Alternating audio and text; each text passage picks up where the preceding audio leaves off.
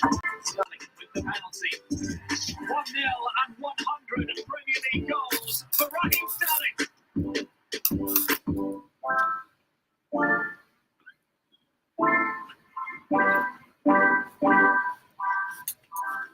I'm just going to be working hard and trying to do my best. I feel it good and good. So. Yes, guys.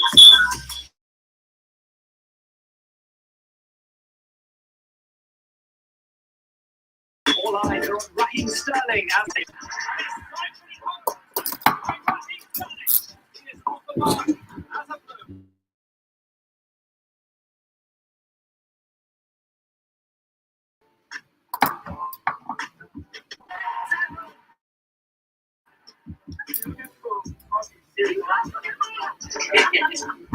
It's one of Sterling's greatest strengths. His humour for goals. He's aggressive and flexible. He's a machine as well. He's a guy who always creates something. He's a guy that always creates something. Definitely, he's the man that will be able to create for Chelsea under Tuchel next season.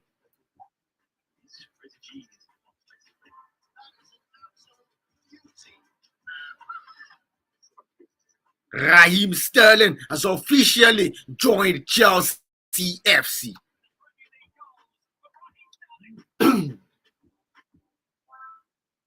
100 Premier League goals and counting. It is on that note, I welcome you to Mega Sports on Omega 101.7 FM my radio, your radio. Chelsea are very, very much busy in the transfer market. Quickly, what I have top stories this sporting Thursday morning. We'll be giving you updates on the US Open concerning Novak Djokovic. Remember, the World Athletics Championship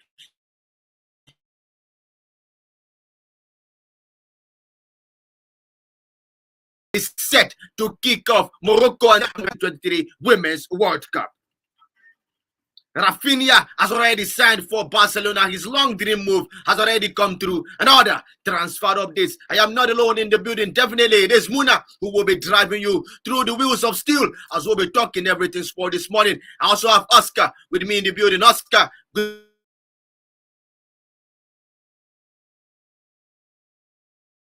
morning to you. Chelsea for life. I will have listening this morning.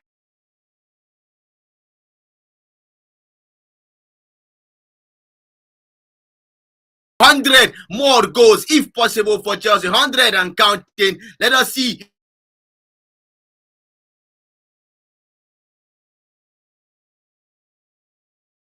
So this one will begin in the world of tennis. We'll begin with the US Open this one, where I'll be telling you that the president of the United States, Joe Biden, has already been made to allow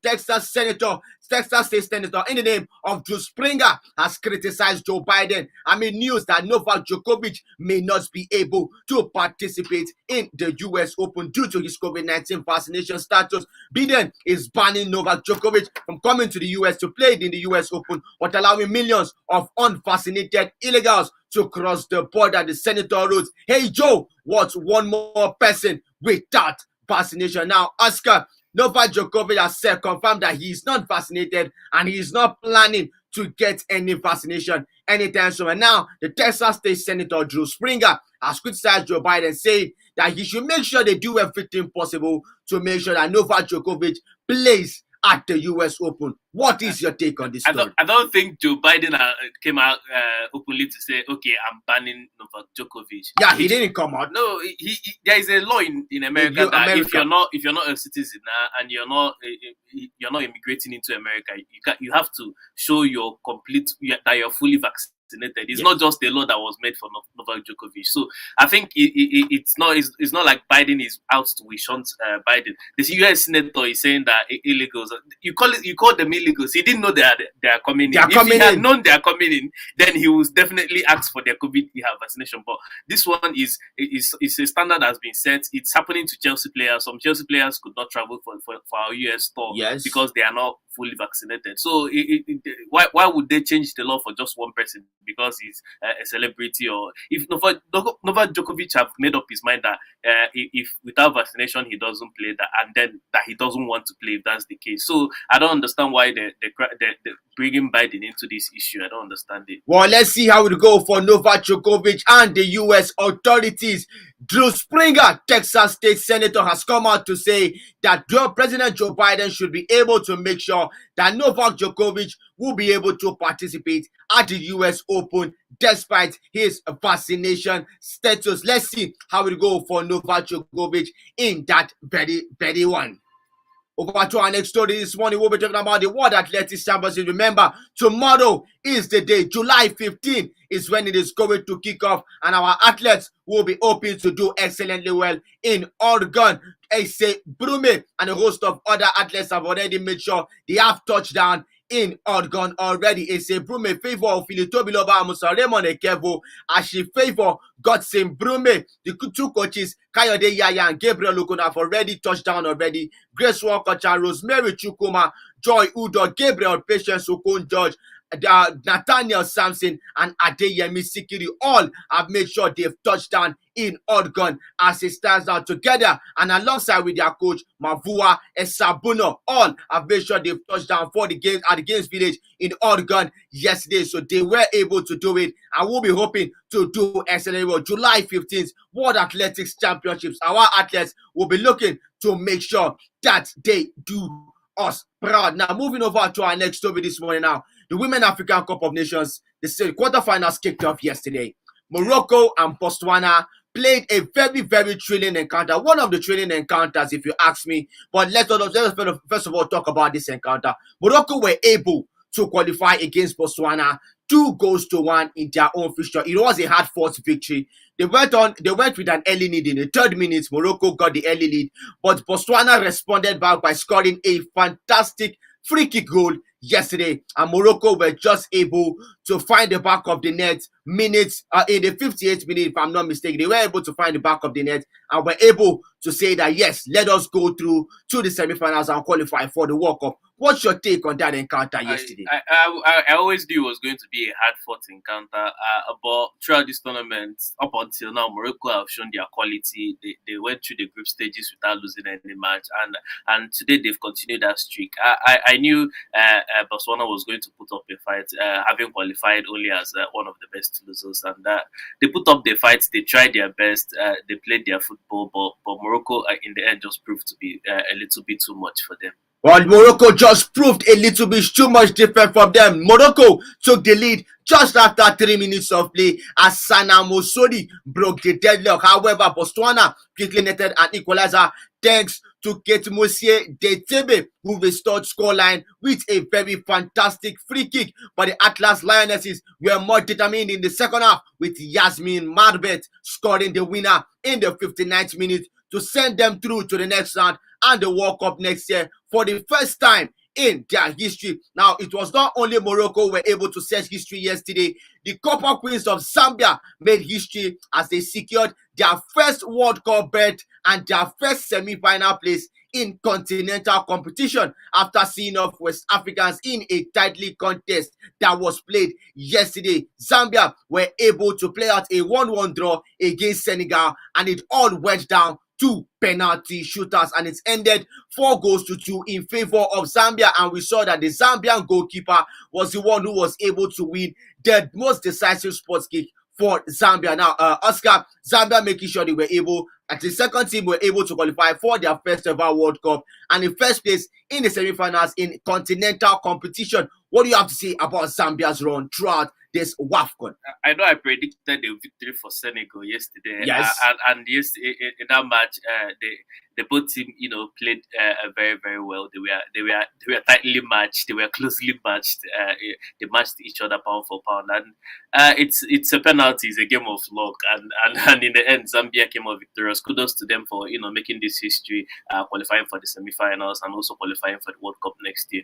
Hopefully, they continue their run. Let's see how it will all go for the Copper Queens of Zambia, who have already qualified for the semi-finals. But now, the D-Day is today.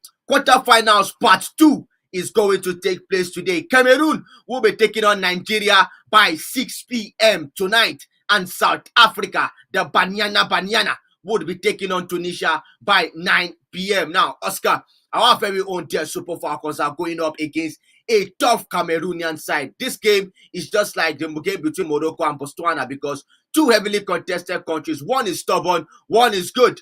Because if you look at Cameroon and Nigeria going down history lane, going down memory lane, Nigeria have not found it easy against Cameroon, despite the fact we have been able to get away with victories, but it has been an evenly contested fixture. What are we to expect from Super Falcons tonight?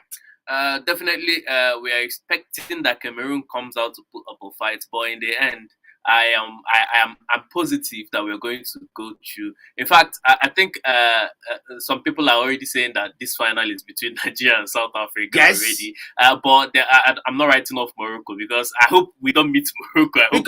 We are meeting Morocco. I hope we don't meet. We are meeting Morocco as it stands now. If we meet Morocco, then there's a possibility of another final between South Africa.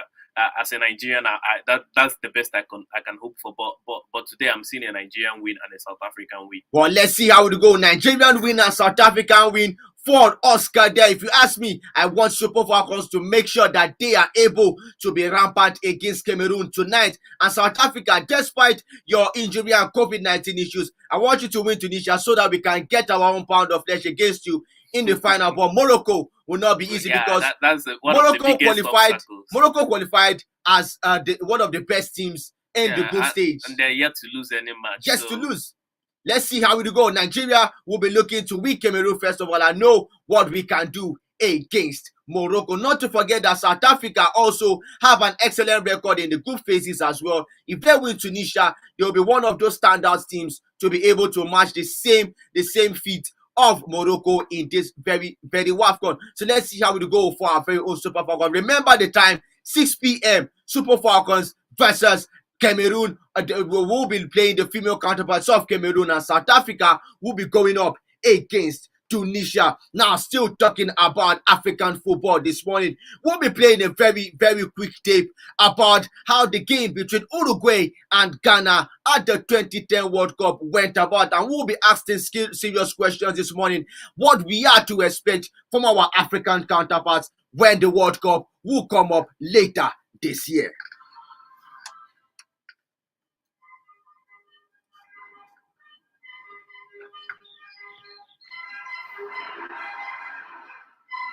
Young footballers as Uruguay and Ghana go head-to-head for a place in the semi-finals of the World Cup of 2010. All the pomp and the circumstance of Soccer City and of the World Cup.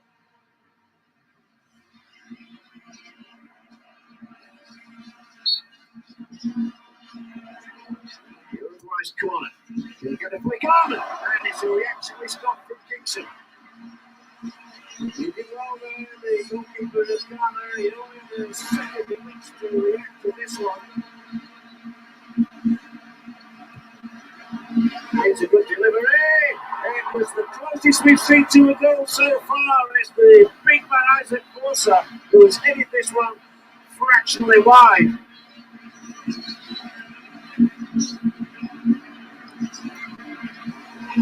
If they're going to get a goal, they're going to have to get it in the next 20 seconds. And Montari goes for goal! What did I say? 15 seconds on the clock in the opening half. Africa strikes, Ghana strikes, and Soy Montari has got the only goal of this half. It is Uruguay 0, Ghana 1 against the Orioles.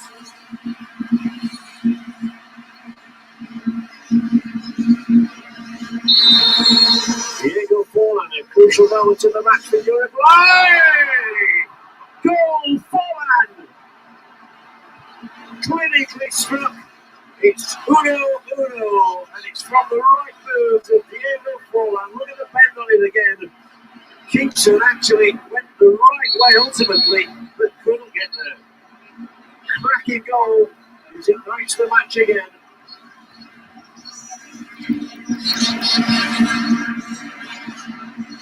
The chance presents itself. He's going in until the keeper lost up the arms again. Try why Ghana could not separate the issue in 90 minutes. And they've got to go through it all again. It's a long pencil throw. It's headed across and wide. How close was that? The replay will tell us that Kevin Prince-Boateng has just put it wide.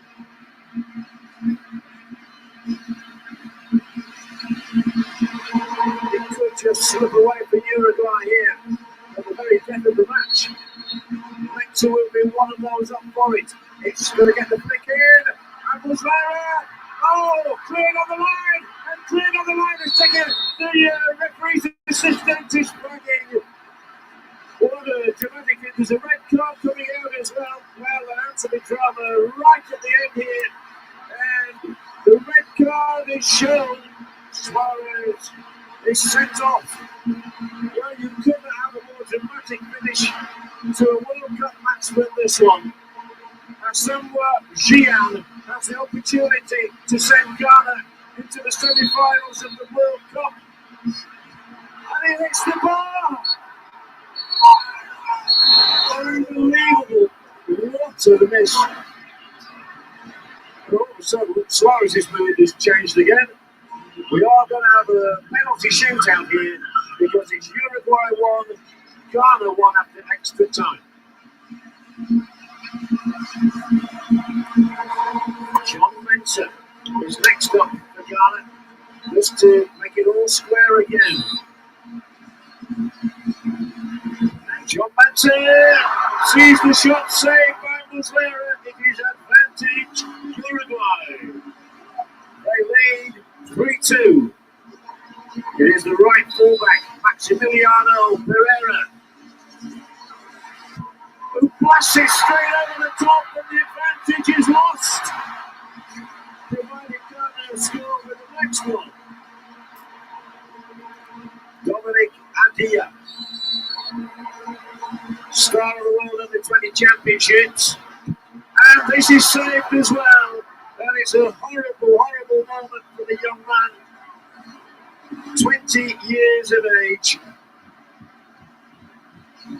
Sebastian Abreu comes up here, and if he hits the ball into the net, Uruguay will go through into the semi-finals. Sounds simple enough, doesn't it? He's going to be the first one to use the left foot. Kingston has to save it. They all stand arms around one another. It is Abreu. It's the cheekiest chip you've ever seen. And it's good enough to take the South Americans into the semi-finals of the World Cup. African hearts are finally broken in 2010. There will be no African team in the last four. But it is Uruguay who advance on penalty kicks 4-2. Can we ever banish the ghost of the 2010 World Cup, where we were hoping to see Ghana make sure that they will represent Africa in very emphatic fashion? We're hoping Ghana will do it, enter the semi-finals. Upon all the Jabulani, the Vuvuzelas, everything that were being cheered for them in the stadium, it wasn't able to cheer Ghana into the semi-finals. Now, looking at the Qatar 2022 World Cup, Oscar, Cameroon, Ghana, Morocco, Senegal, and Tunisia. All 5 teams will be looking to make sure they banish the ghost of the 2010 World Cup in South Africa. What are we to expect from our African counterparts? From the squad list, from everything, how are we supposed to see Africa do well at the World Cup? I'm definitely going to be cheering for our African, brothers. Most especially Senegal is the team I'll be supporting personally, and I hope this time around Africa gets to make it to the semi-final for the first time in the continent's history. The thing is, with all European teams this time around, none of them are really excellent. Yes, that is why I brought this point. This is actually an opportunity for Africa, to get to the semi-final, even to the final. I've not seen any European team, challenging that much, except from the teams from South America. I've not really seen any team from Europe, doing that exceptionally well. So it's a chance, it's a huge opportunity for Africa to banish the ghosts of 2010. A very, very big opportunity, because if you ask me, only Brazil, Argentina are currently the two countries that are very, very fed when it comes to football. Well, we all know that at the World Cup, everybody is highly spirited. But come to think of it, Germany, Portugal, Poland, and every other country that seems to have made it into the group phases of the World Cup, not all are as exceptional as Africa. If Cameroon will be able to do excellently well, Cameroon is a country that should do excellently well at the World Cup. Senegal is another country every African nation will be looking to see that, please do this for Africa. And Morocco, do not writing off Morocco. Morocco to have what it is. If Ghana are able to bring in their new recruits into the team, because recently Naki Williams just joined up with the team. His brother Nico Williams as well also joined up. Tariq Lamptey also joined up with Ghana. Eddie Nketiah has also switched allegiance. It is remaining Callum Odoi to switch allegiance to Ghana, and Ghana would be a force to reckon with at the World Cup. Let's see how it will all go for our very, very, very own African counterparts at the World Cup. 2010 World Cup was very devastating, as Samoa Gyan received serious death threats because of that, and because of that same incident, it was what forced him to leave football at that abrupt end. It was what made him leave the game of football, because the threats were becoming too much. He had to go silent. But let's know if we'll banish the ghost of the 2010 World Cup. NPFL will make a return this weekend. Do not forget, Heartland will be looking to know if God will be helping them when they will take on Quadra United. Something, a miracle, whether a miracle will be able to happen. Let's see how it will all go. Remo Stars will take on Niger Tornadoes. Dakara will take on Sunshine Stars. Plateau United will be going up against Eyimba. Wiki Tourists will be taking on Castina United. Abia Warriors will be taking on Lobby Stars, while Rangers International will be going up against Aqua United. Rivers United will be going up against Gombe United. Kano Pillars will be taking on Shooting Stars, and MFM will be going up against Nasarawa United. So let us see how it will all go forward. Heartland and every other team struggling with relegation in the Nigerian Professional Football League.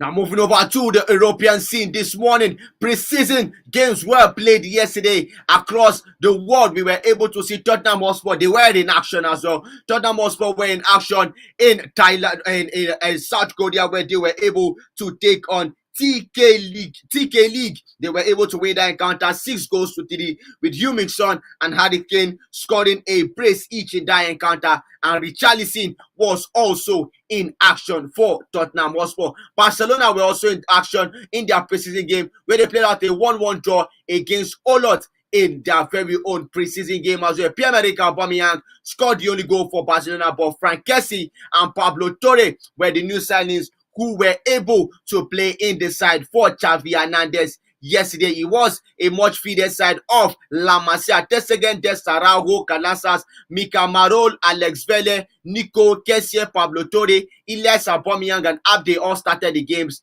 The second half, it was Iñaki Pena, Casado, Anos Casas, Chadi, Alejandro Balde, Miralem Pjanic, Pedri and Aranda Colado, Ansu Fati, Alex Vele, and Fabio Blanco also played in the second encounter, with Ansu Fati being the captain of the team for the second half encounter. So there you have it. Your various teams are already making sure they are playing their preseason games excellently well, and making sure that they will be able to see how the team will unfold in the coming season. Now, over to our next story this morning. We'll be talking about Luka Jovic. Now, Luka Jovic recently signed for Fiorentina from Real Madrid on 2 years loan deal with an option to make it permanent in the coming year. Now, Luka Jovic was able to score 4 goals against Real Venezia in Fiorentina in Fiorentina's preseason game when they were able to take on Real Venezia in a game that ended 7-0, and Luka Jovic scored 4 goals in that encounter. Now, Oscar, what do you think of this? Luka Jovic, his tally for Real Madrid in 51 games was 3 goals, but he scored 4 goals against Real Venezia in preseason. I keep saying it, but people don't usually agree with me when I say it. There are teams that are bigger than players. You might be in a middle class team and you'll be doing well, but when you make that move to a team that is bigger than your team, sometimes you don't really perform as expected. So I think that's what happened to Luka Jovic. Luka Jovic is not a bad striker. He has never been a bad striker. If he goes to the Serbian national team, he does well. Yeah, it's just that Real Madrid is just is a team that is way above him. Everybody is a star, so nobody is looking to pass only to you to score. So everybody plays their football, and you have to join in with the team. But if you go to a team where you are a focal point, you do well. Those are the kind of things you want to go to. If Luka Jovic has made a move to a team like Leicester City or maybe West Ham United or Fiorentina, where he is already, he's going to perform excellently well. But It doesn't mean that he will go to a Real Madrid kind of team or Barcelona or Manchester and be able to be the focal point. Yeah, and still perform. That's exactly the same thing that we saw with Darwin Núñez, and I hope he adapts quickly with Liverpool. In Liverpool, because Liverpool is way above Benfica, and he won't come and expect Liverpool to make him a focal point when Liverpool has a player like Mohamed Salah in their team. And still Luis Diaz can score goals. So he has to learn how to adapt to the team. That is just the difference. If he doesn't adapt to that team, he will not do well. That's just the truth of it. Well, let's see how it go for Luka Jovic. In the words of Luka Jovic, he said, "It was a step I needed in my career. I like Italian football and I think I can adapt well in the squad. Serie A is very interesting with many top teams fighting for the top positions in the standings. I want us to be up there." So let's see how will it all go for Luka Jovic in the coming season. Remember, he scored for Fiorentina. He scored 4 goals against Real Venezia, surpassing his 3 goals tally in 51 games for Real Madrid. If you ask me, that is a good way to come back. But let's see how he will implement it when the league is going to kick off proper. Now, moving over to our next story this morning, we have to tell you that Raheem Sterling has officially signed for Chelsea in a deal worth £47.5 million.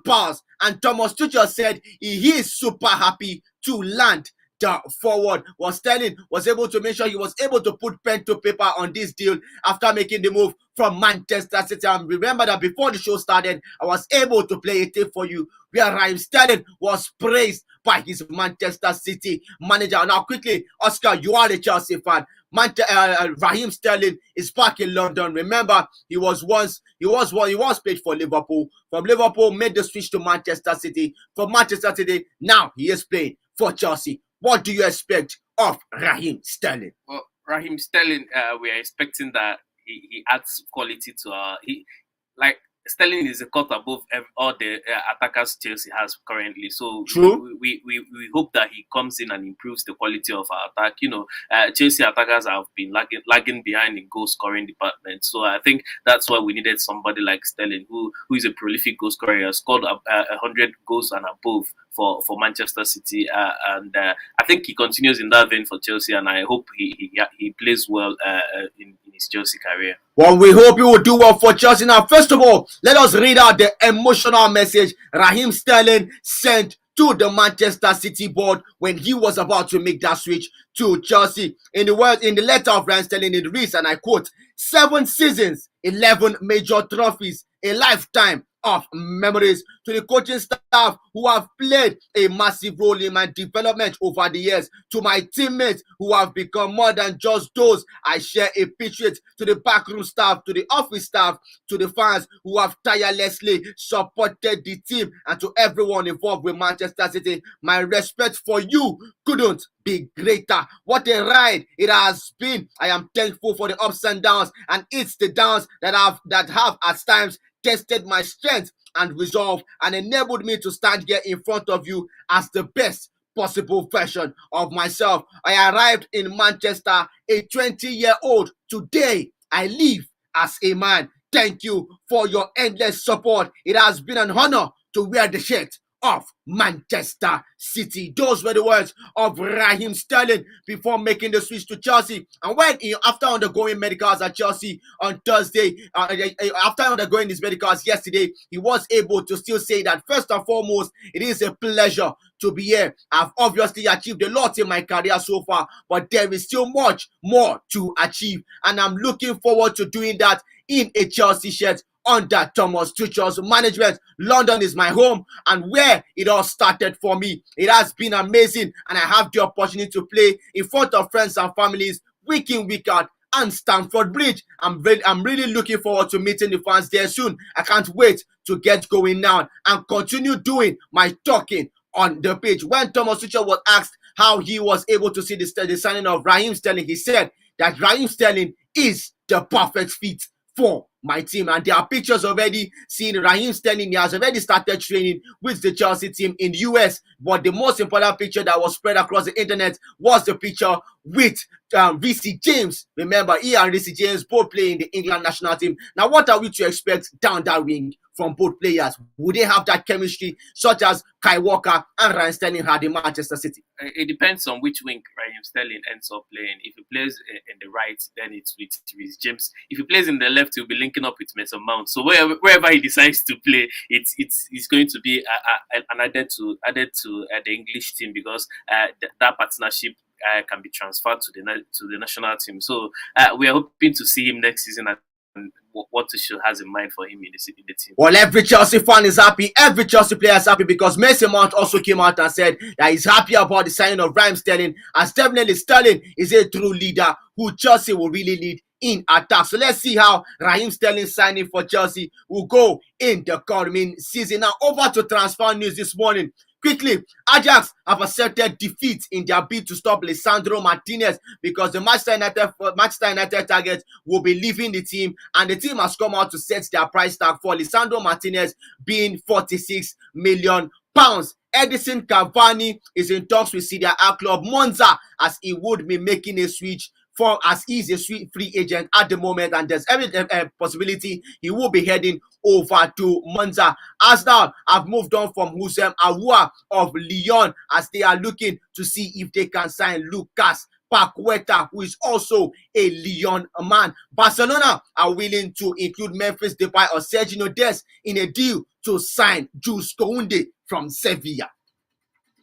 Over to transfer news proper this morning, we'll be telling you that Monza also want to sign Mauricio Icardi from Paris Saint-Germain. They are also looking to set their sights on signing Luis Suarez, so they have all their options open. Cavani, Icardi and Luis Suarez are their possible options in attack. Now, this morning we are still to tell you that Chelsea have already signed Kalidou Koulibaly already. They've already signed him. They did not waste time. Yesterday, every paperwork was already done. All Koulibaly needs he touched down in London yesterday. That same yesterday, he was able to touch down in London, and it is a 4-year deal, and he will begin his medicals today. Oscar, what is going on with Chelsea? Todd Boehly is not joking anymore. It seems like he has heard the cry of Chelsea fans. I told you they wanted to sort out backroom issues and staffing issues and board issues first.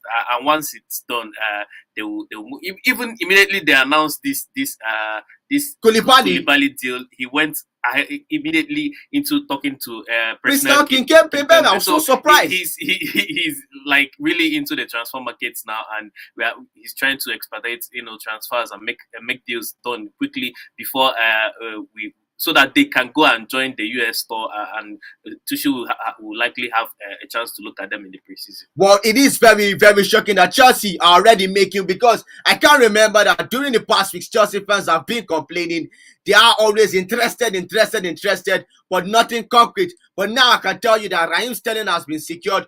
Koulibaly has also been secured, and President Kimpembe is next line, because as at this morning, they've already seen themselves trying to submit a bid to Paris Saint-Germain. I told you before that it was even possible that all those rumors that Chelsea were not really interested, people were using it to draw up the price tag of players, because they know that Chelsea have money to spend. I was telling a friend that it's possible that Chelsea was never even into the talks with Raphinha or Kounde or anybody at all. That once Todd Boehly wants to start signing, he will just go for the player he wants, and within days it will be completed. And that is what we're seeing right now. Well, let's see how we go. Chelsea have already secured signing of Koulibaly, as I rightfully said. Today is his medicals, and after today, he will make sure that he will pass the medicals to join up with his remaining teammates in the United States of America. Crystal Kimpembe's deal will be going. Talks will be going on the way today. Currently, as I speak with you, it has already started.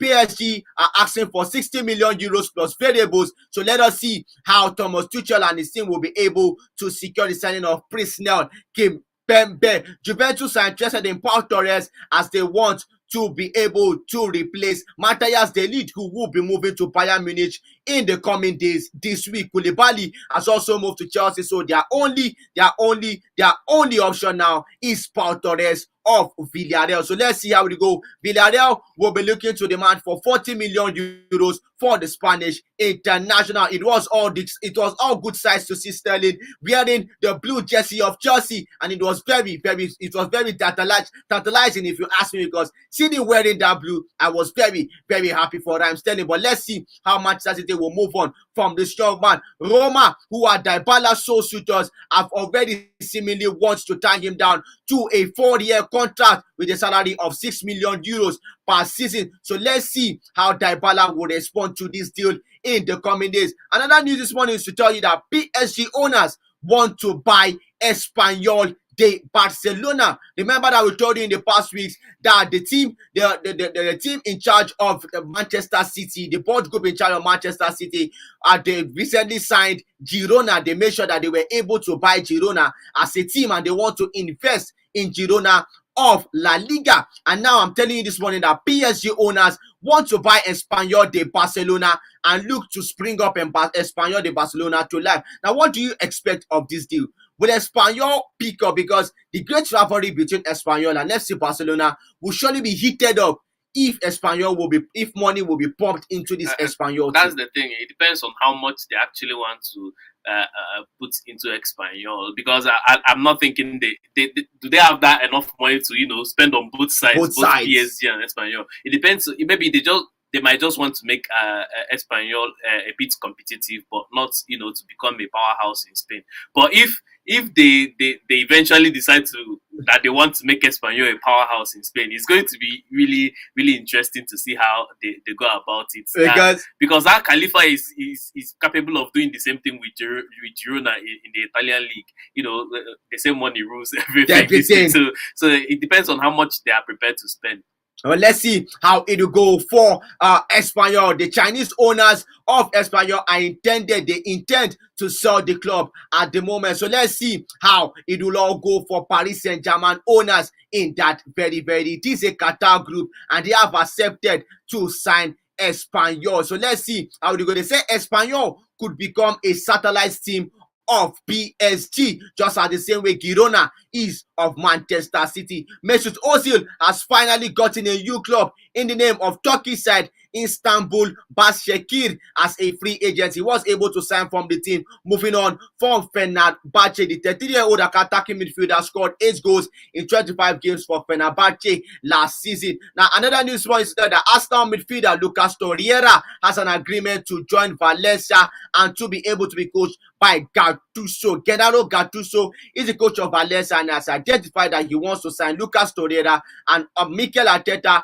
is not looking to block that move at the moment. So let's see how it will go. For the main obstacle of the move is that Arteta wants to have a look at the Uruguayan in preseason training first of all, before seeing if he will let Lucas Torreira go over to Valencia. Good news for Barcelona faithfuls, as Raphinha has already signed for Barcelona. He has landed in Barcelona yesterday. He has already been able to meet up with the board members of the team. He has already done the needful. It is all left for him to do medicals and be signed a Barcelona player. At the moment, 55 million euros fixed plus add-ons were made for Raphinha. He is the latest Brazilian to play for Barcelona after Dani Alves, who is the last Brazilian who just recently left the team. Now, Raphinha to Barcelona, what do you make of this move, and how would he fit in, knowing that Ousmane Dembele will renew his contract today for Barcelona up until 2026?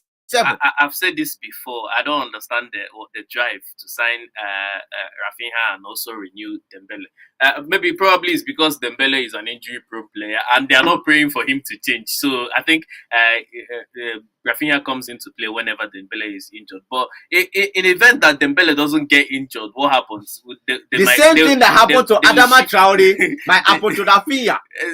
Because they can't shift Dembele to the right wing. They have Ferran Torres there. They have Ansu Fati, who is now back playing there. And if they sign Lewandowski, they will also have Aubameyang playing from there. So I don't understand the community signing somebody that is jobbed a world-class player, a talented player, only for you to keep him on the bench. It doesn't make any sense to me, really. Well, let's see how Xavi will be able to go about this when Raphinha will be medically certified to play for Barcelona and he will join up with his new teammates. Still to tell you that Francisco Trinicao has already joined Sporting CP on loan. Barcelona have been able to see how they can force out their signings out of the team. Offers for Juan Mata. Juan Mata doesn't want to go to any smaller league as he has options of Leeds United and Real Betis. They are of interest to secure the services of Juan Mata. So let's see how it go for Juan Mata. We have reports telling you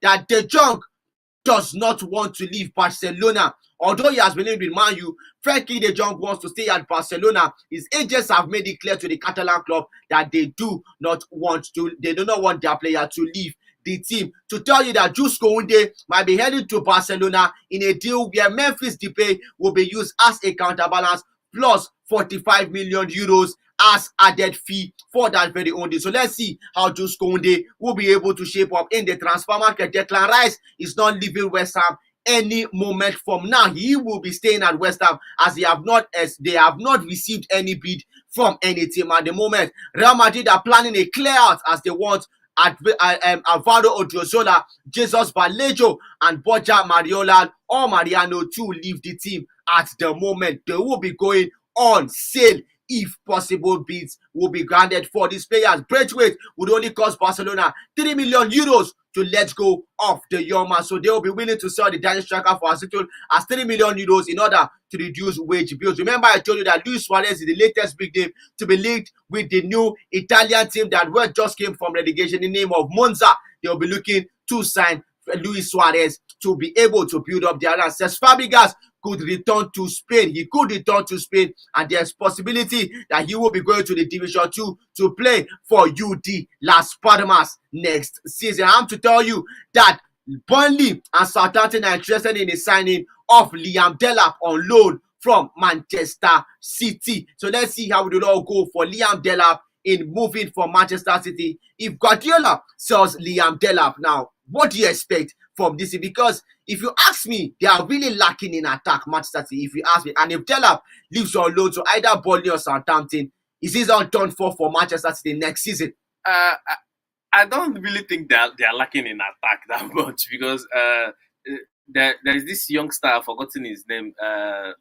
There's a young player that they promoted after the he played some matches last season and he did very, very well, and it seems we are forgetting about Phil Foden who will be included in their attack. So they have their Ellen Haran, Alvarez, and they still have Mahrez, they still have Grealish. So I think they have a lot of numbers in their attack. Really, it's just that he wants. I think Man City are trying to balance books. I think that's what is happening in the team because normally you don't see Pep Guardiola selling players this much. Yes. He just buys players and improves his team. But I think right about now they're trying to balance their books. Let's see how it go for Manchester City. Delap, let us see if he will be able to leave for either Burnley and join up with his former teammate Vincent Kompany, who is the captain, who is the coach of Burnley at this moment, or join up in Southampton. Yarmolenko joins Al-Lanin on a 1-year deal. The Ukrainian forward is a free agent and he has already joined Abdul Dahabi Bayside Al-Nin on a 1-year deal. Hertha Berlin have secured the signing of Chidera Ejuke. They secured the signing of Chidera Ejuke from CSK Moscow. They were able to sign him. He was able to record 10 goals and 8 assists in 55 games for the Moscow Giants last season. So let's see how it will go for Chidera Ejuke in Hertha Berlin next season. 08151017777 or 090711210117. I'll also be taking text messages this morning. Good morning, brothers in the building. Please, how many players has Chelsea signed up for this transfer market, and help me tell Super Falcons that they should win today's encounter against Cameroon? Ogochukwu Ume from Izogo. Chelsea are currently signed Raheem Sterling and Kalidou Koulibaly and possibly Christian Kimpembe, which might be announced today. Good morning, Mona and Oscar. I am Uchena Ukora texting from Ogwachuku Umojo. Well, I don't know what is holding Manchester United from signing any player. A point of connection, they have signed Tadal Machalia from Feyenoord. It is just Frankie de Jong, which is looking like a stumbling block. Lisandro Martinez will be heading to the team very soon. We have a test very day, very long one at that. And I read, good morning, Mona and Oscar. Super Falcons encounter with Cameroon, apart from being a qualification semi-final bet, is equally qualification for Women's World Cup. It is going to be very explosive, as it's dream of every country to participate in the World Cup. Super Falcons must come out firing on all cylinders to ensure World Cup and semi-final qualification. If they win Cameroon, they will once again lift the AFCON Women's Trophy. Hasland's fate is no longer in their hands. Even if they win the last match, which they would, as they could stay in MPFL, depends on the results of the matches outcomes of their fellow strugglers. Their fate now depends on God and luck. Welcome Raheem and Koulibaly to Chelsea, but like the famous Oliver Twist, the club needs some more. Unwosu Dawa from Aaron Dizogo. Thank you for that text message this morning. Good morning, Mona and Oscar. I am Obina Ukora texting from Umojo. My darling, Chelsea will win Premier League next season. You're already predicting about the Premier League. Okay, no problem. That's way too early to predict. Okay, even Oscar. Chelsea are still in transition. They just got a new owner, and then this is the first transfer window. Tuchel is really his first full transfer window. So I think it's way too early to predict that. No problem. A Chelsea fan has said it, that is way too early to predict that. Good morning, Mega Sports. Well, Frank Anayo Obo from Idioma. Let Falcons go for a win today. Definitely, they will go for victory. Hello, good morning to you. Hello, good morning to you. Good morning, Mona. Good morning to you. Good morning, Benjamin. Oscar is in the building, not Benjamin. All right. Yeah, thank you for doing a good job this morning. You have in the transfer news, you have cut them off. But the one that tickles my fancy is that of Chelsea signing the England player, like Sterling. But let me ask you, please, don't be annoyed. Where is Eden Hazard? Eden Hazard. He's in Real Madrid. That right? Yes. Oh, wonderful. So please help me pray that the God will not allow my dear to go into relegation. So that the prayer will sometimes move. I know prayer doesn't play football. Yeah, but prayer with is the their key. prayer as my own, I think that land may succeed in staying afloat in the Division 1 stage of our league. So that things will work out. An old war horse does not go into a season like that. I think with this, I make my submission. Thank you. I remember this is TV.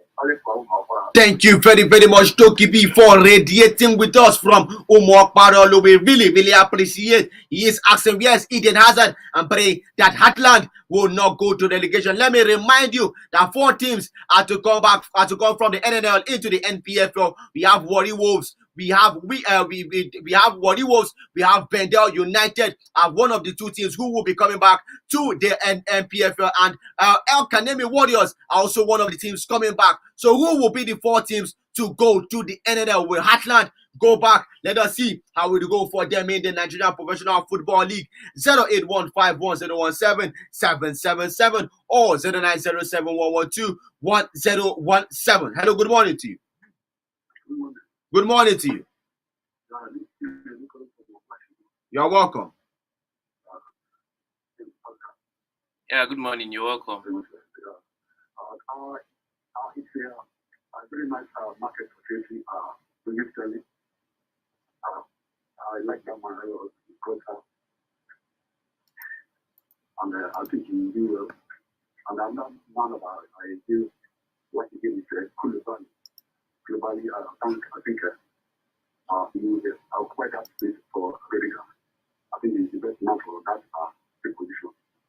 So I think Chelsea is doing well for Paquet now. And I want to comment on Raphinha. Hello? Yes, I can hear you. Yes, I want to comment on Raphinha going to back. You see, what really happened there is that the of Raphinha as Deco is the main issue why this man is going to back. Not that Raphinha don't want to even go to church. It's because of Deco, the agent, because he has already collected money from Baka. Yes. He has already collected money from Baka. True. So, why he Raphinha to Baka? But Raphinha don't want to go to church because a lot of people are saying that he doesn't like church. He don't want to go to church. He wants to go to Baka. No, he's not the agent. So that I want to clear that issue. No problem. Thank you very, very much for calling. Deco was the main reason why Raphinha moved to Barcelona, and that not also be the only case. Raphinha set up his mind that he wants to play for Barcelona and not either Chelsea nor Arsenal. So, about on my part, I'm beginning to feel he will regret this move. Sorry, if you ask me. Deco collecting money. If you're giving the excuse that Deco collected money from Barcelona, that's the reason why. Will Deco collect money from Barcelona if Raphinha has not told Deco, see, I want to move here? That so is I think Raphinha has already told he Deco, made up his mind. Make this deal happen, and that was why Deco went before even the season ended to go and collect that money on behalf of Raphinha. So I think Raphinha made up his mind he wants to play for Barcelona, but I think he didn't. He thought Dembele was leaving because everybody was convinced that Dembele would leave Barcelona by the summer. But this turnaround that he had made coming back to Barcelona to sign another contract, and he's looking fitter than he has ever looked before. So if he doesn't get injured, it's a big problem for Raphinha because he doesn't play. That's just what he is. Dembele is a bigger player than him.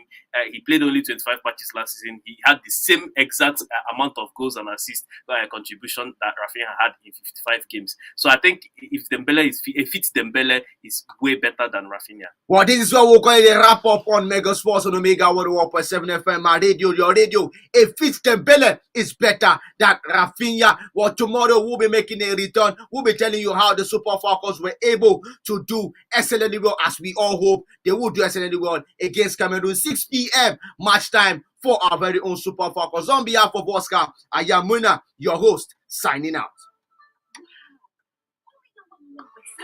Yeah, please don't forget the recording. Thank you. So I am not alone in my love and preference for Omega 101.7.